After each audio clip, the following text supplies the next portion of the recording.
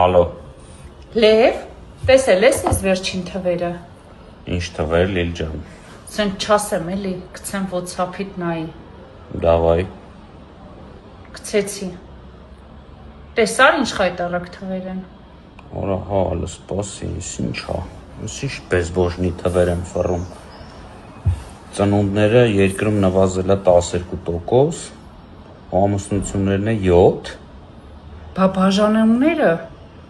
28%-ով աճել են, ծնելիություններ 40%-ով ընկել է, 40,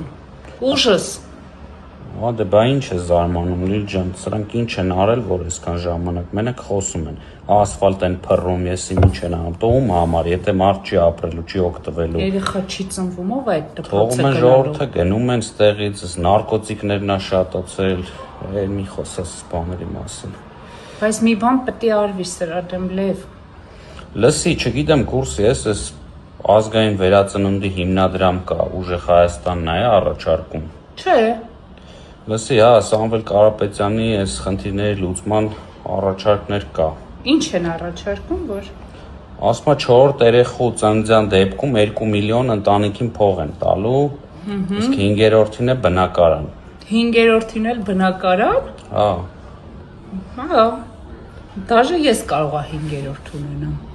Դե էսա միակ տարբերակը երկիրը էս ու այս խնդիրը լուծելը էսա էլի, եթե 300,000 աշխատատեղ է ստեղծվի, 20,000 հատ մաչելի բնակարան է լինի, ասա այս հարցերը լրիվ Էլի պետք է մարդիկ երկրից գնան։